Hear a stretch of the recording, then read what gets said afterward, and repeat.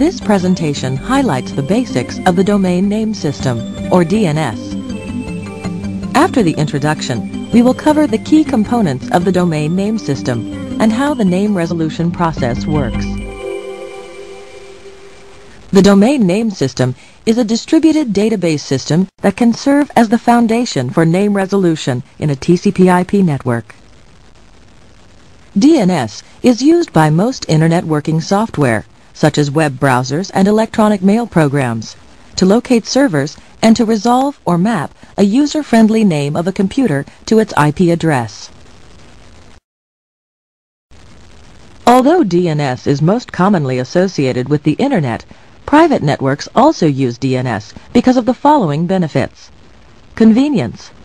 User-friendly names are easier for people to remember than numerical IP addresses. Consistency. IP addresses may change, but the server names can remain constant. Simplicity. Users need to learn only one naming convention to find resources on either the Internet or on an intranet. Now, let's look at key components of the Domain Name System. To understand how DNS maps names to IP addresses, you will need to understand the following three components: domain namespace, zones, and name servers. The domain namespace provides the structure of a DNS distributed database. Each domain has a unique name. The domain namespace has a hierarchical structure. The root domain is at the top, and it is represented by a period. Below the root domain, the top-level or first-level domains can be an organizational type, such as COM or EDU, or a geographic location, such as AU for Australia. Second-level domains are registered to individuals or organizations, such as Microsoft.com, the Microsoft Corporation domain. Second-level domains can have many subdomains. And any domain can have hosts. A host is a specific computer within a domain, such as Computer 1 or Web Server 1 in the training subdomain of the Microsoft.com domain. A fully qualified domain name, or FQDN, describes the exact relation of a host to its domain. DNS uses the FQDN to map a host name to an IP address. For administrative purposes, domains can be organized into zones. As you can see in this example, a zone is a discrete and contiguous area of the domain namespace. One reason to divide a namespace into zones is to delegate authority for different portions of it. One very large domain could be difficult to administer. The name-to-IP address data for computers located in a zone is stored in a zone database file on a DNS name server.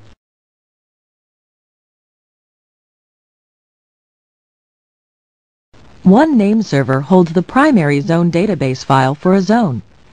That name server is said to have authority for making changes to the zone file. A copy of the zone file may be stored on other servers to balance network load. These copies are referred to as secondary zone database files. The secondary zone database files are updated regularly from the primary zone database file by a process called zone transfer. Therefore, either server can answer name resolution queries for that zone. The next section describes how name servers resolve or map user-friendly names to numerical IP addresses. The name resolution process involves sending a query to one or a series of name servers to locate the IP address of the requested computer. The query contains the fully qualified domain name, or FQDN, of the requested computer. The name servers use a computer's FQDN to locate its IP address. This query is called a forward lookup query.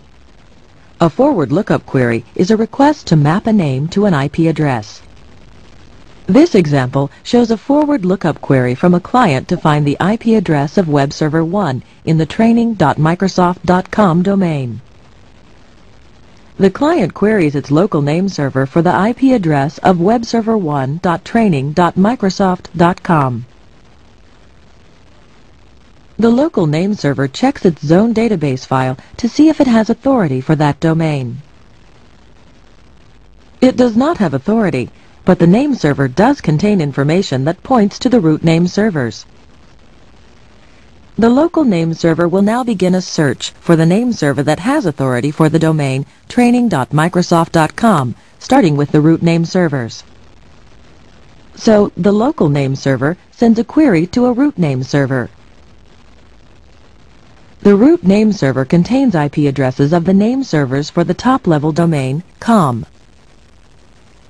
The root name server sends those IP addresses back to the local name server, which then queries a com name server. The com name server receives the query and responds with a referral to the Microsoft.com name servers.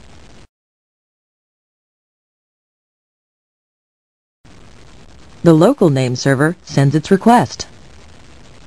The Microsoft.com name servers have the zone database files that contain the name-to-IP address mapping information for Web Server 1. The Microsoft.com name server passes the requested IP address to the local name server. The local name server passes the IP address for webserver1.training.microsoft.com to the client. Then the client establishes a TCP/IP connection with Web Server 1, and data can be transmitted. As you have seen, a local name server may send out numerous queries to finally resolve a fully qualified domain name to an IP address. DNS, or the Domain Name System, is an integral part of client-server communications in TCP/IP networks. The domain namespace may be divided into zones for administrative purposes. Name servers for each zone store either the primary zone database file or the secondary zone database files that contain the name-to-IP address data for that zone. Zone files are kept up to date by the zone transfer process. Name resolution is the process